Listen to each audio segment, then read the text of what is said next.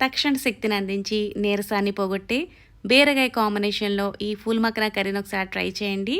Rice రోటీలోకి super ఉంటుంది.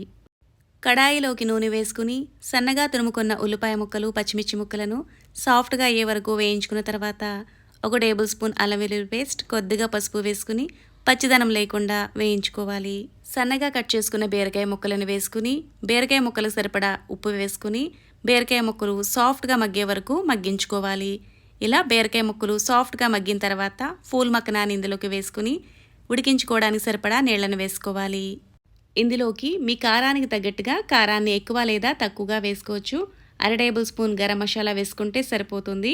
ఇందులో ఎక్కువగా గరం మసాలా పట్టదు, ఇలా కొంచెం వేసుకున్న ఫ్లేవర్ చాలా బాగుంటుంది. బీరకాయ ముక్కల్లో ఉప్పు వేసాం కాబట్టి ఈ ఫూల్ మక్నాకి సరిపడా కొంచెం ఉప్పు వేసుకుంటే సరిపోతుంది. ఇవన్నీ కలిసినట్టుగా బాగా మిక్స్ చేసుకుని కర్రీ నుంచి ఆయిల్ సెపరేట్ అయ్యే వరకు ఉడికించుకోవాలి. లాస్ట్లో కసూరి మేతి వేసుకుంటే ఫ్లేవర్ చాలా బాగుంటుంది.